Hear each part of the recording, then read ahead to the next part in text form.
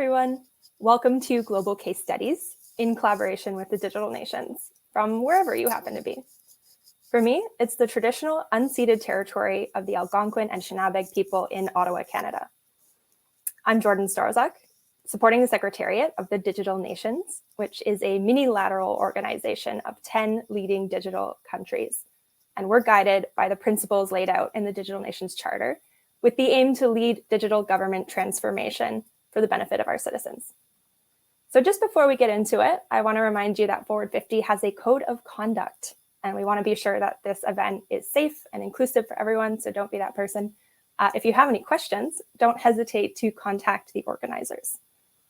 So first up, we have Jesse Rosenblit from the National Digital Affairs Directorate from Digital Israel's National Bureau. He will be talking us through Israel's national benefits engine. Jesse has been involved with Digital Nations for a long time, and it's nice to see old friends, albeit virtually. So Jesse, over to you. Hi, my name is Jesse Rosenblit, and I'm happy to be speaking with you today. I'm a project manager at Digital Israel, a government bureau in Israel, in charge of digital transformation.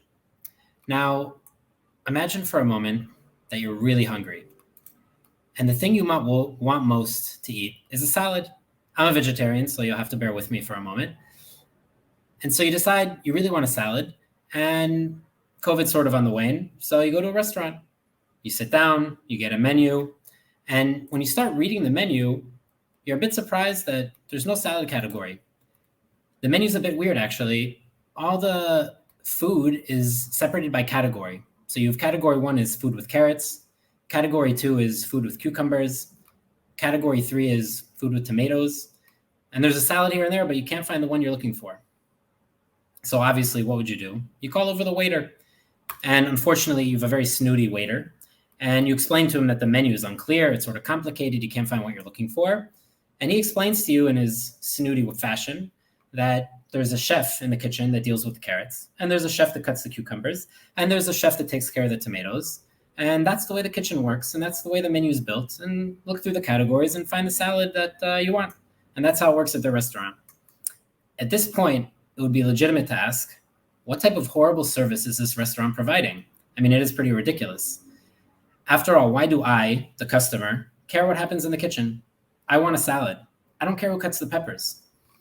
However, unfortunately, when it comes to receiving benefits, this is often how government behaves, putting its own organizational and bureaucratic priorities ahead of what citizens need, or at least putting those priorities ahead of providing simple, streamlined, quality services.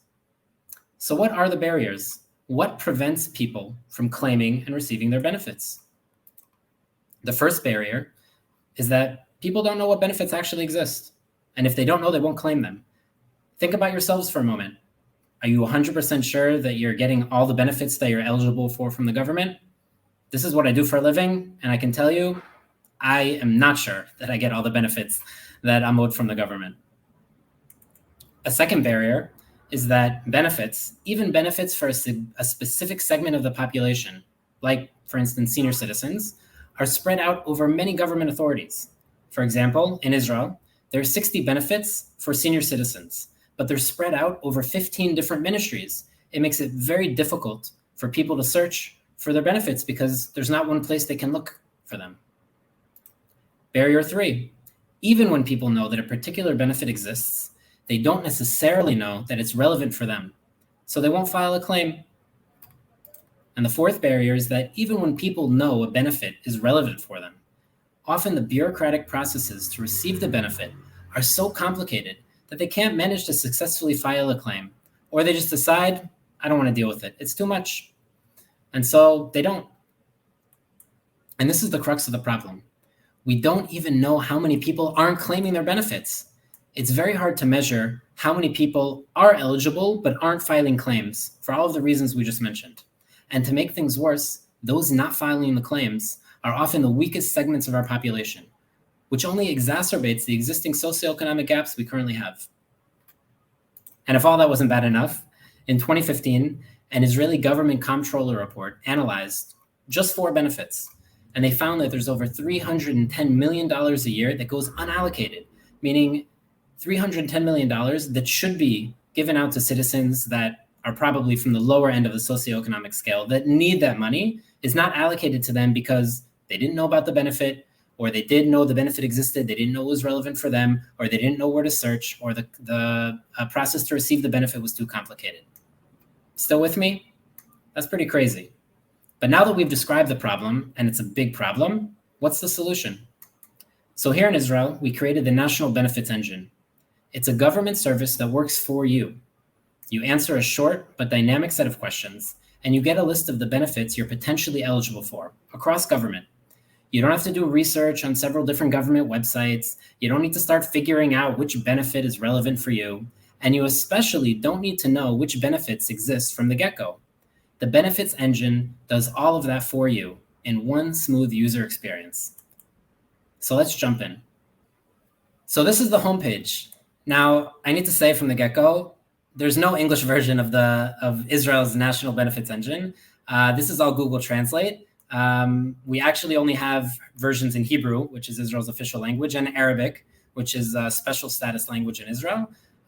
So please excuse the punctuation being on the wrong side, and here and there are weird translations. You can actually play a game while I'm presenting, try to find random translations that just don't make sense. There's going to be one in a few minutes that is going to be pretty obvious. So please ignore that. But Google Translate actually is doing a pretty good job here. It definitely allows us to go through the functionality of the website with a minimal problem of having you all look at a Hebrew website. So like I said, currently we have the benefits engine in Hebrew and in Arabic, and we're planning on translating to other languages soon. Most likely, we'll be translating to Russian in a few months. There are over 1 million Russian-speaking citizens in Israel, and probably English will be after that, although we might go into French or Spanish. We still haven't decided. So the benefits engine that you're looking at now launched in September 2020, so a little over a year ago, after only 9 months in development, which is pretty good for a government project. We currently have over 180 benefits in the system. We launched last September with over 100 benefits for senior citizens and Holocaust survivors. And since then, we've added 75 more benefits for people with disabilities. And we're always adding on more. Currently, we're working on benefits for people with from low-income families, benefits for victims of terror attacks, and from people from single-parent households. And the goal is to get all of Israel's benefits online by the end of 2022, so in another 15 months. We estimate that there are between 800 and 1,000 benefits. But here's the big secret. No one really knows. That's another part of the problem, actually a pretty big part. Each ministry only knows about what it's in charge of, and to be completely honest, even then, some ministries don't know all the benefits they're in charge of, and there's no holistic approach to benefits until now. Another point that's important to mention before we jump in is that we designed for diversity from day one. We spent over 2 months doing user research with senior citizens, people with cognitive disabilities, people with low digital literacy, as well as taking into account unique cultural groups here in Israel, namely the ultra-Orthodox, which comprise about 20% of the population, and the Arab sector, which comprise another 20% of the population. Not to mention developing this website, obviously according to accessibility standards with screen readers, keyboard navigation, etc. Now let's take a look at what the benefit engine actually offers. So right from the get-go, you can see that there's different ways to search for a benefit. You have this nice, big, blue, attractive button right here in the middle of your screen. That's what we want people to click on. However, there's other ways to search. You can search for a specific benefit in our search bar or for a group of benefits. You can click on all rights, which basically leads you to a complete list of all the 180 benefits in our system. Or you can search by life event. The translation here isn't perfect. And the idea is that if you want to look up all the benefits that we have for, let's say, birth and low income, so you can see a list of just those benefits and go through them. Now, clicking on this button, go ahead to the first question, is basically like asking the question, okay, so what benefits am I actually eligible for? Which is a very general question, but it's probably the most important question people ask when they call up government call centers. So the first question is, what is your gender? Why is that the first question you might ask? Why is it so important? It's actually not a critical question for most of the benefits that the government provides. After all, most benefits are equal whether you're a man or woman. However, Hebrew is a gendered language, And much like Spanish, so if you're speaking to a man, you conjugate verbs and words in a certain way. And if you're speaking to a woman, you conjugate them in a different way. That's why we put the first question trying to find out what the person's gender is. And that way, after that, in Hebrew, every single text that a person sees will be either conjugated for men or conjugated for women. So we're going to say I'm a man. And then we hop to the next question. Am I a resident of Israel? So I'm going to click yes. You can notice here that we have tooltips on some of the questions. Part of the design that we went with is trying to keep the screen very, very clean, minimal text in the question. And so when we needed to add extra explanations, we put them in the tooltips. What is my birthday? And here you can see one of the translation mishaps. So a day, a month, and sleep. It's supposed to be a day, month, and a year, obviously. In Hebrew, the word for sleep and the word for a year are separated only by a letter, in case anybody was curious. So that's the Google Translate mistake. So here, we're going to put in my real birthday, and we're going to plug that in.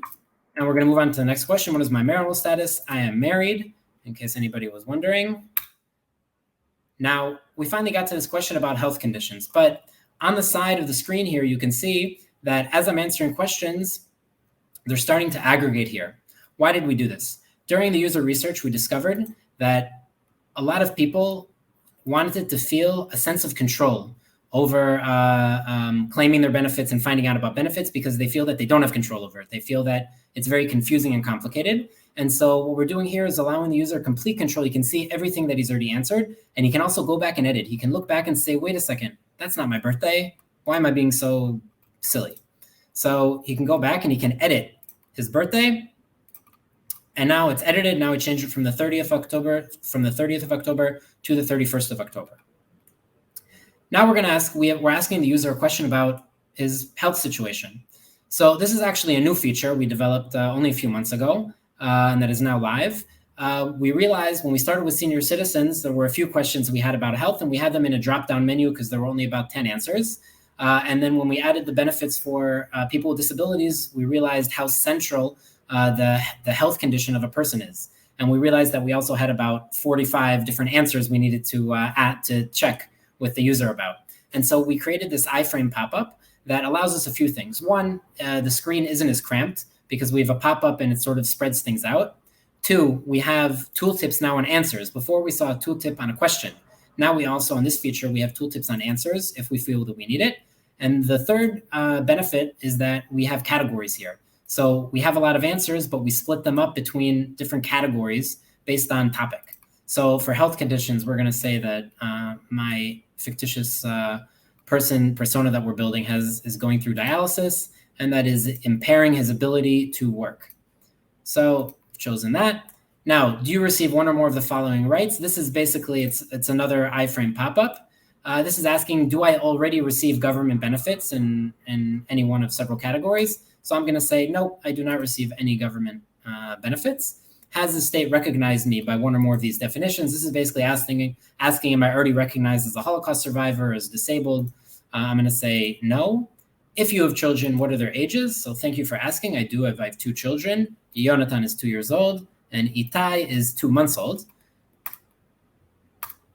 What is your employment situation today? So I'm an employee. It's actually, the correct translation would be a salaried employee. So I hope between recording this and when the talk happens, I will still be a salaried employee.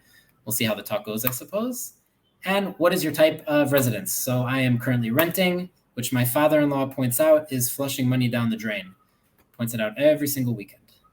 So now that we finished the first 10 questions, sort of the intake questions, now we're going to click on this button to the rights we found so far. I will point out part of giving control to users is allowing users to, at any point, go back to the previous question, and also at any point to skip questions. All the questions I just answered, other than the question about gender, I could have skipped any of them and continued going on. Anyways, we're going to click on to the rights we have found so far. And now we're getting a split screen. Now, something that I didn't point out previously, obviously we developed this also mobile first. I just chose to present today the desktop version. So in desktop, we have a split screen. On the right side of the screen, we have the continuing questionnaire. And on the center left part of the screen, we have a preliminary list of benefits that I might be eligible for. And we're going to go a little bit deeper about what that means. However, if I was in mobile, after those first 10 questions, I would be given an option. Do I want to go to the results page, or do I want to go to continue the questionnaire? And then after each question, I could decide to toggle between them. And again, the user has complete control. In mobile, it's also a very easy interface. But for now, we're gonna stick with the desktop.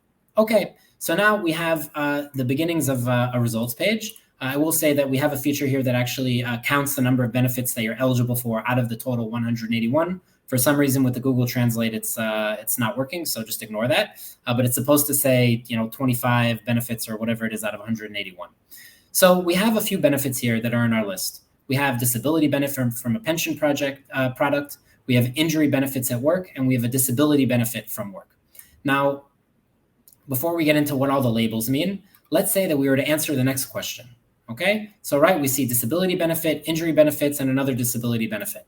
So if we answer this next question, let's see what happens to these benefits.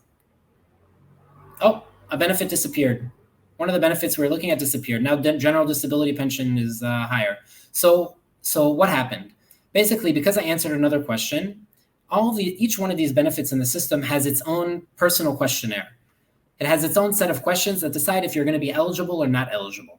So if we go over here to this tab, rights and low probability, basically, because the question I had just answered basically canceled me out from receiving that benefit. It made me ineligible for that benefit, again, according to our system. So for instance, you can see here, we have eligibility low for this benefits and capital gains tax, and we have an indication why you're not eligible. The right is only suitable for those age 60 and over. Why do we even have this section? Why do people that are looking to find out what benefits they're eligible for, why are they going to care about benefits that they're not eligible for?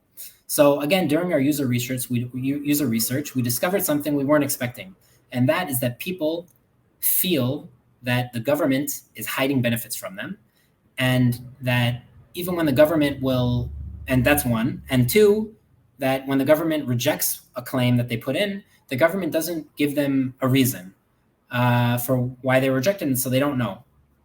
And so we tried to solve this by being completely transparent. Every single benefit out of the 181 in our system will appear in one of these two tabs, either rights that may apply to you or rights in low probability. So you can see all of them. We're totally transparent. In addition, any right that's in the rights and low probability, we try to give a very basic, simplistic reason why, on what question you became ineligible.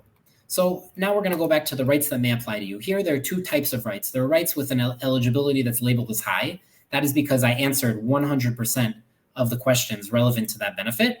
And then there are some that their probability of eligibility is lack of information. We don't know yet. Why don't we know? Because I've only answered some of the questions, and there's still more questions I need to be answering. So what we're going to do now, I could keep on answering questions here in the questionnaire, and it is important to mention that the next question you see in the general questionnaire is always the most frequent question from the benefits that are left. Meaning, if, let's say, out of 180 benefits, there are 30 left in this list of rights that may apply to me. So out of those 30 benefits, if there's a question, a particular question that appears in 20 of those 30 benefits, it'll always appear before a question that appears in one of those 30 benefits. Meaning that we're always trying to create the shortest path to create the shortest questionnaire for our users and to get them on the shortest path to seeing a complete list of benefits that are relevant for them. It also means that each user that uses our system will see a different set of questions in terms of the order of questions in the questionnaire, because based on the first 10 questions, the 11th question is going to be different. Depends what benefits are still in play by the time you get to question number 11 and question number 12 and question number 13. And that means it's a really personalized experience for each user. So now that we sort of understand how the questionnaire works, we could keep on answering questions here if we wanted. We're going to go into a benefit. We're going to go into the general disability pension. So this is the template for all of our benefits pages. First of all, there's a button here. You can go back to your results if you want at any point. You can also give us feedback. You can bookmark.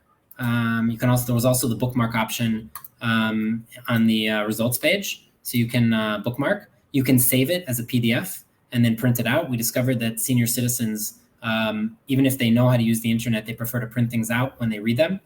So we put that option in, and then you can also share the URL to this specific page with friends or family or whoever you'd like. So what did we put here in the benefits page? The first thing we did is we put a few sentences, a paragraph about what this is. What is general disability pension? What does that mean? Because it's very likely that somebody that doesn't know a lot about benefits gets to this page and he hears a sort of generic sounding name of benefit. He doesn't know what it is. So we put a short explanation of what is this benefit. Next, we put a few lines about what the benefit actually gives you. And this is sort of the main motivation point that we learned about during our user research, that's what citizens, and it's also, sort of easy to understand, that's what citizens really care about. They want to know what's in it for them. And so here we usually have a sum of money that you could be eligible for, or a percentage of a tax break, or something that there's always a number here, is what I'm trying to say. The next, we're skipping the questionnaire here. I'm going to go into that in a second. The next set of information we give users is what are the stages you need to go through, the bureaucratic processes you need to go through in order to get the benefit, but on a very high level. We're not going into, the name of the form you need to fill out in triplicate and who you need to sign it, but we're going into sort of the main the main bases along the way that you need to touch in order to get the benefit. Again, why are we doing that? From user research, and we mentioned this before during the barriers, people are very, very hesitant to start dealing with a benefit that they feel the process to receive it is too complicated. And so we wanted to sort of clear out some of the fog of war that sometimes people feel when they're actually trying to claim their benefits. We also have links to the government websites that provide more information on the benefit. We have contact information for the call center that you can call if you want to find out more about the benefits. So the relevant call center from the government authority in charge of the benefit, and then other benefits in our system, in the benefits engine, that if you're already looking at this benefit, might be relevant for you to look at as well. But I think the coolest feature about the benefits page is our questionnaire. Each benefit in our system, so this is the general disability pension, it has its own personal questionnaire, basically an eligibility calculator. And so, I said that we have 181 benefits in the system, and we went through the general questionnaire. But if you think about it, our system is really comprised of 181 eligibility calculators. And so this is the eligibility calculator for the general disability pension. So you see that some of the questions are already answered. That's because we answer them in the general questionnaire. Now, if I answer a question here, let's say I put in, 0. So it's going to say that, oh, you're eligible. I got a little V over here. To begin the process of realization, basically this is to begin claiming the benefit. I can click on this link. It's a link that didn't appear before. And so now if I click on this link, it'll take me not just to the government website in charge of the government authority in charge of the benefit. It takes me to the webpage that has either a PDF file that I can download for filing the claim, or to the online service where I can file the claim for the benefit online. That's where we're not just taking the user by hand and saying, here, these are your benefits. We're actually taking them to the door, unlocking it, opening it, and not giving them a shove, but sort of nudging them like, here, all you need to do is click here and you can start the claim process for your benefit. And that, for us, the way we measure success is not how many people look at this page, but how many people are clicking either on the link to the government website to read more about the benefit, or clicking on starting the claim process on the government website. Now, obviously, if I change my answers here, for instance, let's say I was born in 1901, and then I would look quite spry for my age. So first of all, you get this right only applies to those who are between the ages of 18 and 1 year after retirement age. So you get a validation message that, hey, you're not eligible. You also get, it gives you a big X over here. But if we go back for a second, the other thing that's cool about what we have in these questionnaires inside the benefits pages is that when I answered on this question here, what is your total gross monthly income from salary or business only? So that question, I didn't only answer it here, meaning I filled in the answer here, but it also answered this question in all the other benefits that are relevant. Meaning if I go back now to my results page will be updated based on this additional question I answered. One of the things we realized from the get-go is that we have two main use cases. Somebody might come in and start the general questionnaire like we did, or somebody may look for a benefit online, on Google, for instance, see general disability pension, click on the link and come to this page, first of all. and then start answering the questions over here. And then when he gets to the end, he'll find out maybe he's eligible. And then we have a link for all the rights that may apply to me. This link basically takes them to the results page, and then they've already answered some of the questions, and the results page is already updated based on what they answered. So whether you answer questions in the general questionnaire or you answer in a specific benefit, the system is always working and always checking horizontally across the entire system. So that's how our system looks. And now that I've shared where we're at, let's talk a bit about where we're going. So everything we've talked about is a good start, but we're not close to done. This is only phase one, an anonymous version of the benefits engine. What do I mean when I say anonymous? We're not asking users for their name. We're not asking them for their ID number. We're not asking them for their phone number or their email. We're just asking them to answer a questionnaire. They can answer it one time for themselves, one time for their parents, one time for their siblings or their aunt and uncle. And each time it's completely anonymous. We don't save the data. There's not some big government database that's aggregating all the answers people give. None of that. We don't know what you answer. We only know how to give you the results. And in addition to this, and this part of this phase one is it's anonymous, and we just keep on adding benefits every few months. So like I said, we have senior citizens benefits, Holocaust survivor benefits, and people with disabilities, and we're adding on more and more benefits every few months. Now, phase two is where things start getting interesting, because phase two, we're in the advanced stages of developing right now. We're a few months away from launch, and we're going to connect the benefits engine to MyGov, the Israeli government's personalized zone where citizens are identified. That will allow us to pull citizen info from government databases into the benefits engine's business logic. And that will allow us several really cool things. One, we can ask fewer questions. I don't need to ask a user what his birthday is when I can pull that information off the citizen registry. I don't need to ask him how many kids he has because I can pull that off the citizen registry. It'll allow us to proactively update users regarding eligibility. So imagine in the MyGov zone, a user will get a pop-up notification or get a notification to their phone to go into the MyGov zone that, hey, we found you might be eligible for benefit X or benefit Y. You should go claim it. All based on pulling their data from different government databases. Another cool thing we're going to be able to do is, one of the most frustrating things when you file a claim is you file the claim and then you wait around for 4 weeks, 6 weeks, sometimes longer. And you don't know did they get it? Did they not get it? Usually if it takes long enough, you'll start calling them. You wait online you wait on the phone for half an hour till you get somebody. It's a very frustrating process. And then you're just hoping and praying that somebody actually is looking it over and will approve your claim. So what we're going to be doing is, because we're hooked up to the backend databases of government ministries, we're going to be able to provide an up-to-date status of claims that are currently under review, meaning you filed a claim last week, and then through the benefits engine, you're going to be able to see, benefit X that you filed a claim for. Right now, it's sitting in Department 1. It's usually there for about 2 weeks, and then it'll go over to Department 2, and then usually that takes another 3 weeks, and then you should get an answer. Again, trying to be as transparent as we can with our citizens to provide a smoother experience for them. Phase 3 is where things get really crazy, and this is sort of the North Star of our project. We're not just going to proactively indicate what benefits you're eligible for, again, identified in MyGov, but we're also going to proactively and nearly automatically file the claim for you. What does that mean? So we're going to have a notification sent to a user, hey, you might be eligible for benefit X.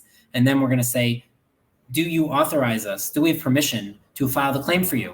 You're going to say, sure, yes, go for it, have at it, whatever it is. Whatever microcopy we decide on that we feel will make people click on the yes, do this for me. Then we're going to file the claim. What does that mean to file the claim basically automatically for a user? How does that work? Basically, because we're going to be pulling all the different citizen information from different websites, from different, government databases, then we're going to push it into the backend systems of the government authority that's in charge of the benefit. Meaning, for instance, the National Security Institute in Israel, it has a lot of the benefits people have to put in a claim to them, although not all benefits, obviously. And so, but they don't have all the citizen information. They don't have information that's in the citizen registry. They don't have information that might be in other different ministries. And so when we pull that data together, we realize that, hey, you might be eligible for something that the ministry in charge is the National Insurance Institute, we push it to them. That saves a lot of time for everybody. It saves time for the citizen because he doesn't need to file a claim. It saves time for the government office because they don't have to deal with all the paperwork. Because let's be honest, the reason that we have so much paperwork when we file a claim is because the government is making sure that you actually can prove what you claim to be true, that it's actually true. If we already can bring verified data from other government databases, we're going to save a lot of that busy work for everybody involved. So here are some key takeaways. Takeaway 1, design for diversity from day one. Like I mentioned before, we did user research for senior citizens. We did with people with cognitive disabilities, people with low digital literacy. We talked to ultra-Orthodox. We talked to people in the Arab sector. We talked to everybody because we knew that if we designed a system that could work for them, it'll work for everybody else. Agile development. I know everybody talks about it. It's already, it almost doesn't have meaning anymore. But here we have 2 vectors that we've been able to go agile with. One is that we have an anonymous version of the National Benefits Engine, which we launched as an MVP already last September. And the identified version is coming online in the next few months. And then we have several phases of that. So we didn't wait. We didn't say, hey, let's make sure that we're synchronized. We went with the anonymous, and when the identified comes, it'll come. The anonymous isn't going anywhere. The anonymous is always going to be an option for people that either aren't in the government zone, don't want to be identified, or want to be able to play around with their characteristics and see what benefits they might be eligible for if things change. But a second vector is benefits. We started out, we didn't wait till we had all the benefits mapped out. We started with benefits for senior citizens, and then we added and Holocaust survivors. Then we added benefits for people with disabilities. Each time we're adding more benefits, it creates a lot of work of going back and optimizing the questions, the way we answer things, the way we phrase some of our questions and answers. But it's worth it because each time we're providing a benefit for a new section of the population. Buy-in from stakeholders across government. And this is really huge. This project, Digital Israel is leading it, but we have stakeholders from over 20 government ministries. And we couldn't do this project without them. They're key contributors. Each one of the 181 benefits in the system has a government person, a government expert that's in charge of the benefit. That when we have a question about it, when we need to approve changing the business logic, or we want to ask if something that we wrote in the text of the benefits page is correct, we have somebody that we call. We have about 100 people already in our stakeholder group across government that are partners and collaborators on this project in over, like I said, 20 ministries, because there's no ministry that has all the benefits. And what's great about it is that, you might have somebody that deals with benefits for single parent households in Ministry 1, who's never talked to somebody in Ministry 2 that deals with benefits for single parent households, but just from a different aspect because they're different ministries. And what we're doing in this group is actually connecting them and allowing them to realize, hey, how do we together provide a more holistic experience for single parent households in my example. And finally, citizens are not our only end users because not all of them have the digital skills or the access to technology to use our website. You might have thought, why didn't we start with senior citizens and Holocaust survivors? Those are probably the people least likely to use a website about benefits. A lot of them aren't online. So first of all, just so you know, from our user research, again, senior citizens up to the age of 75 are actually quite digitally literate, at least in basic digital skills, mainly because of their grandchildren, because their grandchildren are online, and so they're online. But from 75, 80 above, digital literacy sort of falls off a cliff. But so from day one, we realized that the benefits engine can be an important platform for social workers, for NGOs, for family and friends of people that need to find out about their benefits, and those people who provide the support network for those who don't know how or aren't able to use digital technology for themselves. We realized our platform can become an important tool for them to continue to assist others in claiming their benefits. So to conclude, just like in our imaginary restaurant, when you're hungry, you don't care who's cutting the peppers in the kitchen. You just want your salad. So too, when you want to know what you're eligible for, you don't care which government authority provides it. You just want to know what benefits are relevant for you. That's why government needs to build products that work for the citizen, not for the government. Answer questions, get results. It's as simple as that. Thank you very much. Thank you, Jesse. Now for the Q&A, we have Jesse and his colleague Hadar Shafir to continue the discussion and answer any burning questions that you might have. We also want to hear from you on Twitter. The hashtag is forward50. All right, so now you can head over to the Wonder Room using the link in the agenda. Otherwise, we'll be back at 2:30 p.m. Eastern Time with another case study.